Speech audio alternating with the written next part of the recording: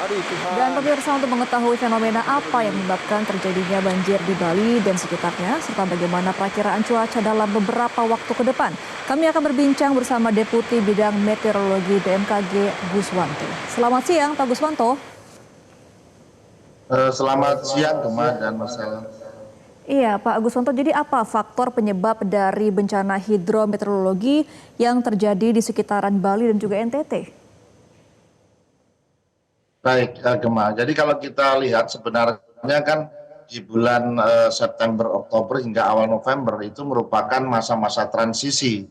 Nah, di masa-masa transisi ini biasanya terjadi cuaca ekstrim ya, baik angin kencang maupun hujan yang durasinya singkat. Nah, kalau kita lihat dari fenomenanya yang terjadi di Bali dan Nusa Tenggara Timur ini, kita lihat bahwa aktifnya gelombang atmosfer ekuatorial, khususnya yaitu gelombang Rossby ekuator. Ini yang pertama, karena gelombang ini bisa membentuk pusat-pusat pertumbuhan awan konvektif di wilayah bagian tengah hingga timur. Dan ini juga terjadi di sekitar Bali dan Nusa Tenggara Timur. Nah, kalau dari sisi angin monsun timur ini sudah melemah dan ini menyebabkan ada perbedaan tekanan, ya sehingga ini kelembapan atmosfer di selatan bisa meningkat. Ya.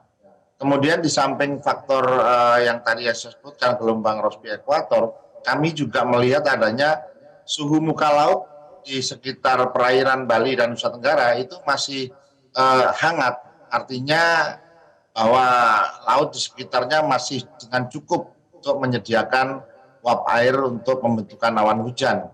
Dan kelembapan udara relatifnya juga cukup tinggi. Kita lihat di lapisan 850 sampai 500 milibar ini cukup aktif, cukup memberikan dukungan energi bagi pertumbuhan awan-awan konvektif.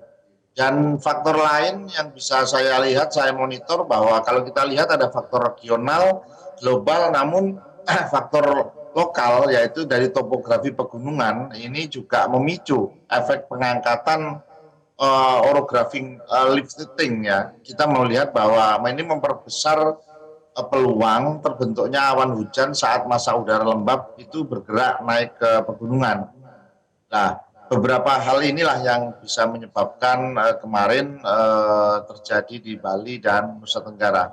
Nah, kemudian kalau boleh saya sampaikan, Gemma, bahwa curah hujan tertinggi yang kita lihat di sana ya itu sekitar 385 ya milimeter per hari itu terjadi di Kediri. Kemudian ada geofisika Denpasar di Sanglah itu juga mencatat 188. Sedangkan di sekitar Ngurah Rai sendiri hanya tercatat sekitar 98 milimeter ya. Kediri yang saya sebutkan tadi adalah Kediri di Bali ya, bukan di Kediri di Jawa Timur, Kema. Ya nanti biar nggak salah ini ya. Jadi itu. Jadi memang durasinya singkat, cepat itu. Seperti itu. Kalau Baik, kita lihat ya. Pak Guswanto, tadi Anda sebutkan September dan Oktober itu masa transisi. Artinya apakah curah hujan tinggi, cuaca ekstrim ini masih akan terjadi dalam beberapa waktu ke depan? Bahkan masih ada puncaknya nanti, Pak? Ya, betul. Jadi kalau kita melihat bahwa yang dimaksud masa transisi itu adalah masa di mana potensi untuk cuaca ekstrim itu masih bisa terjadi. Jadi musim kemarau ke musim hujan.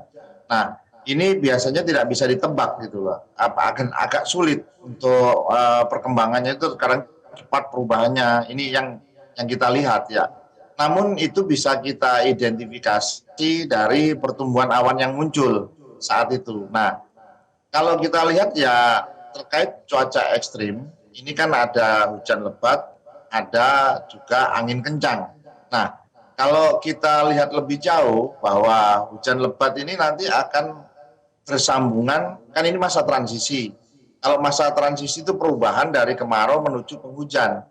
Berarti nanti puncak musim hujannya itu kira-kira kita prediksi di bulan Desember Januari ya. Kalau di wilayah Bali Nusa Tenggara ya kita lihat seperti itu. Nah, Namun saat ini biasanya di masa pancaroba itu angin kencang lebih dominan muncul ya. Kira-kira itu, Gemma dan Marcella. Oke, Pak Guswanto, untuk saat ini berarti wilayah mana saja yang perlu mengantisipasi untuk curah hujan tinggi selain kawasan Bali dan juga NTT? Baik, kalau kami identifikasi dari BMKG, wilayah-wilayah yang memiliki potensi hujan cukup tinggi itu kita lihat bahwa di sana Sumatera bagian utara hingga Aceh ya, hingga selatan itu Aceh juga muncul ya. Terus kemudian kita lihat juga Jawa bagian barat hingga tengah. Karena saya melihat kenapa saya sampaikan di Jawa itu muncul, karena di Jawa ada potensi muncul bibit siklon 93S. Ini akan berdampak ya. Kemudian ada wilayah Indonesia yang lain seperti Jawa, Bali, Nusa Tenggara itu masih juga terjadi. Misalkan kita lihat Kalimantan Barat, Kalimantan Tengah, kemudian ada Sulawesi. Terus kita lihat juga ada di beberapa wilayah Papua Barat Daya dan Papua Tengah hingga Papua Pegunungan. Kemudian kalau untuk di Jawa sendiri dalam 3 hari ke depan ini paling tidak Banten, DKI Jakarta, Jawa Barat dan Jawa Tengah, karena di wilayah selatan barat itu ada bibit siklon tropis 93S. Baik. Kemudian untuk Sumatera kita lihat ya, di sana ada Sumatera Utara, Kepulauan Riau, Jambi, bahkan di Bengkulu dan Lampung. Itu yang bisa disampaikan. Baik. Nah, Pak Guswanto, di tengah kondisi transisi dan juga jelang puncak cuaca ekstrim ini, Pak, apa himbauan terutama untuk aktivitas pelayaran, Pak, di wilayah-wilayah seperti Bali dan NTT yang memang konektivitasnya itu dari perairan, seperti apa, Pak, himbauannya? Baik, himbauan yang pertama yang kami sampaikan adalah bahwa harap berhati-hati untuk potensi terjadinya gelombang tinggi 2,5 hingga 4 meter itu terjadi di Samudra Hindia Barat, Kepulauan Mentawai, Bengkulu dan Lampung ya.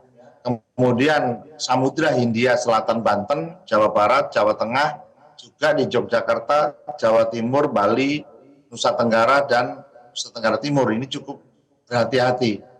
Kemudian himbauan yang kedua, kita dalam melaksanakan kegiatan ini terkadang ada masa-masa wisata ya. Nah itu juga harus berhati-hati khususnya di wilayah pantai selatan. Karena kalau kita lihat aktivitas gelombang tinggi ini cukup meningkat di wilayah selatan. Nah kemudian juga kami sampaikan juga bahwa kalau kita lihat ada beberapa aktivitas yang dilakukan di luar, artinya kita tetap waspada terhadap perubahan cuaca mendadak. Artinya tiba-tiba dari panas, kemudian hujan, ini bisa mempengaruhi daya tahan tubuh kita. Nah ini barangkali batuk, pilek ini juga perlu diantisipasi. Kemudian kita juga menyampaikan hindari aktivitas di ruang terbuka saat ada potensi hujan lebat dan petir. Dan yang terakhir adalah kita menghimbau agar masyarakat yang tinggal di daerah rawan bencana hidrometeorologi agar lebih berhati-hati dibanding daerah-daerah yang lain. Misalkan yang tinggal di bantaran sungai, kemudian kita lihat juga ada di lereng bukit. Dan yang penting adalah jangan lupa membersihkan selokan yang ada di depan rumah atau jalur air. Kita di masa-masa transisi ini biasanya kita berharap tidak hujan, ternyata hujan lebat. Nah ini maka aliran air itu pasti mencari tempat yang rendah dan apapun akan dia terobos. Tapi kalau irigasi atau saluran selokan yang kita miliki di sekitar rumah, di jalan itu lebih bagus, artinya ini daya tampung, daya dukung daripada lingkungan bisa tercapai sehingga tidak bisa terjadi banjir. Demikian yang bisa saya sampaikan kepada masyarakat. Baik, berarti mengantisipasi mandiri juga ya untuk menjauhi outdoor dan juga perairan. Jika terjadi adanya kenaikan juga harap langsung evakuasi mandiri. Terima kasih Pak Guswanto selaku Deputi Bidang Meteorologi BMKG sudah berbagi insight ya kepada kami dalam program Newsline. Terima kasih Pak Guswanto. Jelajahi cara baru mendapatkan informasi. Download Metro TV Extend sekarang.